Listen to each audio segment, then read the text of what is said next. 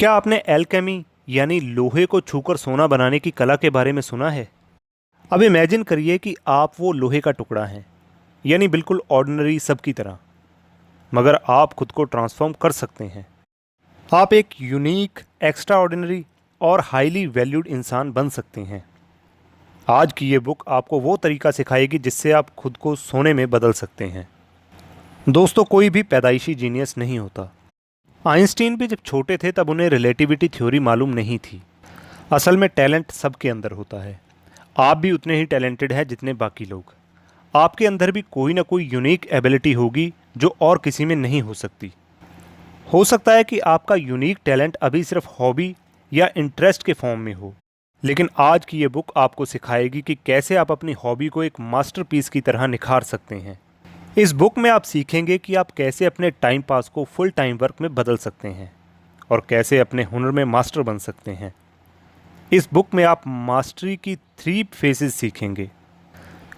आप उस ultimate power के बारे में सीखेंगे जो मास्टर्स के पास होती है, और आप चाहें तो आप भी ये पावर हासिल कर सकते हैं।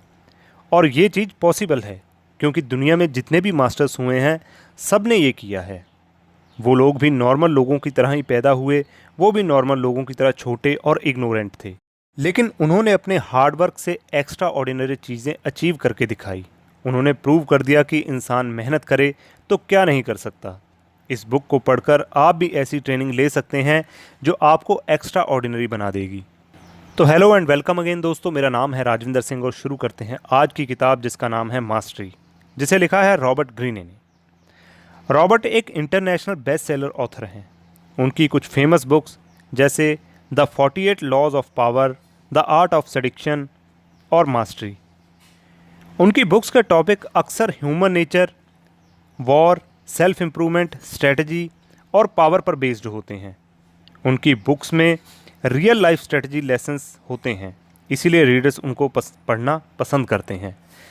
तो शुरू करते हैं आज की book summary, mastery only on from किताब यूट्यूब चैनल। एक्सपर्ट बनने के लिए टैलेंट की ज़रूरत नहीं, सिर्फ पहले से मौजूद मास्टरों के नक्शे कदमों पर चलने की ज़रूरत है। ज़्यादातर लोग ये मानते हैं कि लियोनार्डो और मोज़ार्ट जैसे महान मास्टर्स पैदाइशी टैलेंटेड होते हैं, जबकि असल में मास्टरी और पैदाइशी टैलेंट का कोई कनेक्शन नहीं है। आपको याद होगा आपके स्कूल में कई होशियार विद्यार्थी थे, लेकिन फिर भी आज उन्होंने कुछ विशेष हासिल नहीं किया, जबकि कई आम बच्चे अपने जीवन में काफ़ी ऊंची बुलंदियां छू लेते हैं। उदाहरण के लिए चार्ल्स डार्विन के भाई सर फ्रांसिस अपने स्कूल के सबसे होशियार विद्यार्थी थे। उनका आईक्यू देखकर टीचर्स भी हैरान हो जाते थे, जबकि डार्विन खुद एक एवरेज विद्यार्थी थे। लेकिन आज हम डार्विन को सदी का सबसे महान साइंटिस्ट मानते हैं, जबकि उनके भाई सर फ्रांसिस को कोई जानता भी नहीं है। यानी मास्टरी इस बात पर निर्भर नहीं करती कि आप एक महान विद्यार्थी हो या साधारण, बल्कि इस बात पर निर्भर करती है कि व्यक्ति ने इसे हासिल करने के लिए कौन सी राह चुनी है। उसी राह की खोज इस किताब पे आके रुकती है। लेखक कहते हैं कि कामयाबी पाने का वो रास्ता उन्हीं गलतियों से होके गुजरता है जिससे दुनिया के महानतम मास्टर्स गुजरे हैं। उन सब ने अपनी पसंद की चीज़ चुनी, उस क्षेत्र में शिक्षा प्राप्त की, फिर खुले विचारों से और पूरे मन से मास्टरी की राह पर चल पड़े। हालांकि मास्टरी की राह आसान नहीं, उन्होंने भी बहुत से उतार चढ़ाव का सामना किया, फिर भी वो सभी असफलताओं को सफलता की सीढ़ी बनाकर चलते रहे और अंत में मास्टर्स ऑफ मास्टर बन गए। उनके जीवन की ऐसी ही कुछ बातें जानकर हम भी अपने जीवन में सफलता हासिल कर सकते हैं। तो इसलिए ज़रूरी नहीं कि भगवान ने आपको सभी सुविधाओं के साथ पैदा किया हो या आपको एक होनहार आईक्यू से भरे दिमाग की भेंट दी हो। आप अपने दृढ़ता और इच्छा शक्ति से खुद को सफल बना सकते हैं। एक व्यक्ति हर क्षेत्र में अच्छा नहीं हो सकता, लेकिन एक ना एक फील्ड में मास्टर बनने की योग्यता तो रखता ही है। आपने समाज या अपने पेरेंट्स के कहने पे डॉक्टरी, इंजीनियरिंग या लॉ कर तो लिया, पर क्या आपके मन में कोई और ही धुन तो नहीं बज रही? या कभी ऐसा हुआ हो कि किसी काम को करते हुए आपको ऐसा लगा हो कि मैं इसी काम को करने के लिए बना हूँ? तो आपको ज़रूरत है अपने अंदर की आवाज़ को पहचानने की, जो आपसे कह रही है कि हाँ, यही वो रास्ता है जिस पे चल के हम शिखर तक पहुँच सकते हैं। समाज के शोरगुल को चीरकर अपने अंदर की आवाज़ सुनना बहुत मुश्किल है। दुनिया को खुश करने के लिए हम अक्सर उसी दुनिया की भीड़ में शामिल हो जाते हैं, लेकिन हम ये भूल जाते हैं कि हर इंसान अलग है। दोस्तों, जैसे हर इंसान की फिंगरप्रिंट्स एक दूसरे से मैच नहीं करती, सभी की फिंगरप्रिंट्स डिफरेंट है, ठीक उसी तरह हर इंसान अपने आप में अलग है। दुनिया के जैसे बनने के लिए अपने अंदर की असाधारण खासियत को दबाने से पूरी ज़िंदगी हम बस एक आम इंसान बनकर रह जाते हैं, जबकि हमारे पास खास बनने की क्षमता थी। हमारी ही तरह इतिहास के सभी महानायकों की ज़िंदगी में एक न एक पल ऐसा आया था जब उनके लिए ज़िंदगी का मकसद बिल्कुल साफ हुआ कि वो किस काम के लिए बने हैं। बस फिर क्या था, जहाँ चाह वहाँ राह। वो आगे चलते गए और रास्ता बनता गया। लेखक ने लियोनार्डो दा विंची का उदाहरण देते हुए बताया है कि उनके लिए वो खास क्षण तब आया जब वो रोज़ अपने पापा के ऑफिस से कागज़ सिर्फ इसलिए चुराते थे ताकि वो उन पे जानवरों का स्केच बना सकें। लियोनार्डो दा विंसी इटली के एक गांव में पैदा हुए जिसका नाम विंसी है। उनके फादर काफ़ी अमीर थे। अब यहाँ कुछ लोग सोचेंगे कि वो जीनियस इसलिए बन पाए क्योंकि उनका बैकग्राउंड काफ़ी अच्छा था, लेकिन यहाँ पर कहानी में एक ट्विस्ट है कि वो अपने फादर की नाजायज़ औलाद थे। उनके फादर ने उनकी माता से कभी शादी ही नहीं की थी। इसी वजह से लियोनार्डो को यूनिवर्सिटी में एडमिशन नहीं मिल पाया था, ना ही वो कोई डिग्री हासिल कर पाए और ना ही प्रोफेशनल तौर पे कहीं जॉब कर पाए। लियोनार्डो लॉयर, डॉक्टर, प्रोफेसर कुछ नहीं बन सकते थे। यंग लियोनार्डो को कभी फॉर्मल स्कूलिंग नहीं मिल पाई थी। उन्होंने जो भी सीखा खुद से सीखा। लियोनार्डो अक्सर जंगलों में जाकर किसी नदी या वाटरफॉल के किनारे बैठ जाते और वहाँ बहुत देर तक जंगली जानवरों और पेड़ पौधों को देखकर हैरान होते।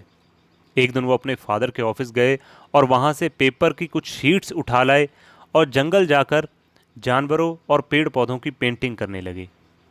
ये काम करना उन्हें पसंद आने लगा और वो रोज़ ऐसे ही करने लगे।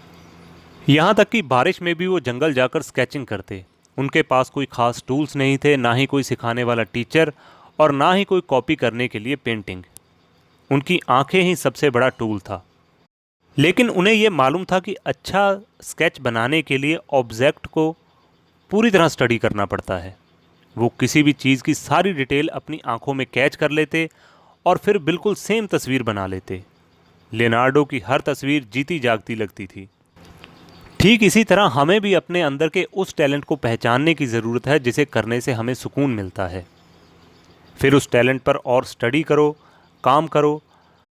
अपना कीमती समय और दिमाग दुनिया के साथ कदम मिलाकर चलने में बर्बाद करने की बजाय अपनी क्षमताओं के साथ दुनिया से एक कदम आगे जाने में लगाएं। अपना लक्ष्य अपने फील्ड की सभी छोटी से छोटी बारीकियों को सीखना होना चाहिए। जब भी हम किसी नए काम को शुरू करते हैं तो हम चाहते हैं कि हमें ज़्यादा से ज़्यादा पैसे मिले और हम ऊंचे पद पे जाएं। लेकिन पैसा या पोजीशन से बढ़कर भी और कोई चीज़ होती है और वो है आपका अनुभव यानी एक्सपीरियंस। अगर आज आपने कम पैसों से काम ज़्यादा सीखने वाली नौकरी को चुना तो कल यही अनुभव आपको आपकी फील्ड का जाना माना मास्टर बना देगा और आप मन चाहे पैसे और पद पा सकते हैं। आपने अमेरिकी बॉक्सर फ्रेडी रोज का नाम तो सुना ही होगा। उन्होंने एक मुक्केबाजी सेंटर में बिना पैसे की नौकरी को चुना, लेकिन इस नौकरी में उन्होंने वो चीज़ें सीखी जिससे वो एक महान बॉक्सर बन पाए। इसी तरह डार्विन ने मेडिकल स्कूल और चर्च में मिली अच्छी खासी नौकरी को छोड़कर HMS बीगल में बिना पैसों की नौकरी की। यहीं उन्हें पंछियों और पेड़ पौधों के बारे में करीब से जानने को मिला, जिससे प्रेरित होकर उन्होंने थ्योरी ऑफ एवोल्यूशन लिखा। बेंजामिन फ्रैंकलिन ने अपने पिता का अच्छा खासा व्यवसाय छोड़कर प्रिंटिंग प्रेस में नौकरी की ताकि वो ये सीख पाएं कि शब्द कैसे लिखे जाते हैं। इस बात से यह साबित होता है कि जो सक्सेसफुल लोग हैं वो अपने जीवन में पैसों से ज़्यादा नॉलेज को महत्व देते हैं। इसीलिए आप भी जब कभी नौकरी की तलाश करें तो पैसों से ज़्यादा नॉलेज को प्रेफरेंस दें। कुछ भी सीखने के लिए एक मास्टर का होना बहुत ज़रूरी है जो कि आपको सीखने का सही तरीका बता सके। किसी हुनर को सीखने का रास्ता बहुत उतार चढ़ाव से होकर गुजरता है। जब हम खुद से कोई नया काम या नई चीज़ सीखने की कोशिश करते हैं तब भी हम कामयाब तो हो सकते हैं, लेकिन उस कामयाबी को हासिल करने में हमारा बहुत सा समय बर्बाद हो सकता है, क्योंकि खुद से सीखने में हम कई ऐसी गलतियां कर बैठते हैं जो हमारा समय बर्बाद कर देती है। जब हम किसी मास्टर के साथ जुड़ते हैं तब हमारे सीखने का सफ़र आसान हो जाता है, क्योंकि वो अपने जीवन में की गई गलतियों और अनुभव से हमें वो अनमोल सीख दे देता है जिसे खुद से हासिल करने में हमें बरसों लग सकते थे। शिष्य बनने के इस सफ़र में गुरु और शिष्य दोनों को फ़ायदा होता है। जहाँ एक तरफ शिष्य को गुरु से सीख मिलती है, वहीं दूसरी तरफ गुरु शिष्य के जरिए अपने सपने और कला को आगे बढ़ाने को देखता है। लेकिन चाहे जो भी हो, एक शिक्षक के बिना सफलता की राह दिशाहीन होती है। लेकिन यहाँ पर एक बात का ध्यान ज़रूर रखें कि ऐसा बिल्कुल नहीं कि शिष्य अपने गुरु की ज्ञान की सीमा में बंधा रहे। शिष्य अपनी इच्छा शक्ति से गुरु से भी आगे निकल सकता है। इतिहास में ऐसे कई गुरु शिष्य के उदाहरण मिल जाएंगे जिसमें शिष्य ने गुरु के आशीर्वाद से सफलता हासिल की और सफलता की ऊंचाइयों को छू लिया। इसीलिए अपना लक्ष्य तय करने के बाद सबसे पहले एक ऐसा गुरु तलाश करें जो आपको अपने सारे गुण दे सके। पर साथ ही ये भी ध्यान रखें कि आपकी कामयाबी अपने गुरु जैसा बनने की नहीं, आपकी कामयाबी अपना लक्ष्य हासिल करने की है, चाहे आपको अपने गुरु से आगे निकलना पड़े। जीवन में नए प्रयोग करने की हिम्मत रखें। जैसा कि हमने पिछले चैप्टर में सीखा कि आपको अपने मास्टर से भी आगे निकलना होगा, लेकिन सवाल ये उठता है कि वो कैसे होगा। लेखक कहते हैं कि अपने गुरु के सारे गुण सीखने के बाद आप अपने सोचने का दायरा बढ़ाएं, ताकि हर असंभव को संभव करने का तरीका आप खोज सकें। अपने दिल और दिमाग को एक बच्चे जैसा सवालिया बना लें, वो बच्चा जिसके लिए कोई चीज़ नामुमकिन नहीं। वो हर बात में सवाल पूछता है, क्योंकि जब हम बड़े हो जाते हैं तो समाज और दुनियादारी के चक्कर में अपने अंदर के बच्चे को भुला देते हैं और बस अपने द्वारा बनाए गए दायरे में सीमित रह जाते हैं। इस बात का सबसे बड़ा एग्जाम्पल है पियानो वादक मोजार्ट। हुआ यूं कि एक दिन मोजार्ट के मन में आया कि वो रोज़ रोज़ एक ही लय में पियानो बजाकर बोर हो गए हैं और उन्होंने कुछ नया बजाना चाहा। उन्होंने अपनी नई धुन बजाई और बड़ी दिलेरी के साथ उस धुन को सबसे बड़े शो में पेश किया। लोगों ने इस धुन को बहुत पसंद किया और आज भी वो पियानो की दुनिया के मास्टर माने जाते हैं। इसीलिए अपने अंदर के सभी डर किंतु परंतु को भुलाकर अपनी क्षमताओं को नई उड़ान भरने की कोशिश करें। अपनी समस्याओं को दूर करने के लिए अपने सोचने का नज़रिया बदलें। आखिर कौन नहीं चाहेगा कि वो अपनी हर समस्याओं को खुद से आसानी से दूर कर सके। आपको लगता होगा ऐसा करना बहुत कठिन होगा, पर ऐसा नहीं है। इंसानी दिमाग क्षमताओं का धनी है, बस ज़रूरत है तो क्षमताओं को पहचान कर उसे निखारने की। आप जितना अपने दिमाग को खुले विचारों के समुद्र में बहने देंगे, उतना ही आपका दिमाग इनोवेटिव और नए तरीके सोचने लगेगा। ऐसा बार बार करते रहने से आपके दिमाग को ऐसे करने की आदत हो जाएगी। इंसानी दिमाग पे हुई एक स्टडी के अनुसार अगर हम किसी काम को 10,000 से ज़्यादा घंटे के लिए कर लेते हैं तो हमारा दिमाग खुद ही उस काम के प्रति अधिक जागरूक हो जाता है और उसके बारे में एक नया नज़रिया बना लेता है। इसलिए ये सोचकर हार ना मान लें कि लोग पैदाइशी इनोवेटिव होते हैं या उनके दिमाग का लेवल कुछ अलग ही होता है, बल्कि अपने दिमाग को भी हर सिचुएशन में किसी नए नज़रिए से सोचने के लिए ट्रेंड करें। अपने काम में इतने माहिर बने कि वो आपके दिमाग और शरीर का हिस्सा बन जाए।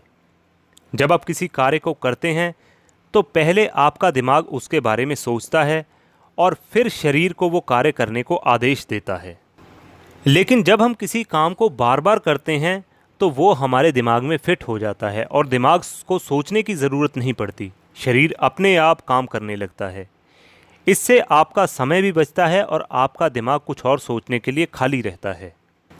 जैसे कि चेस मास्टर बॉबी फिशर, जिन्होंने चेस में इतनी प्रैक्टिस की कि उन्हें गेम के दौरान हर चाल के बारे में नहीं सोचना पड़ता था, जिससे कि उन्हें गेम में प्लानिंग करने का समय मिल जाता था।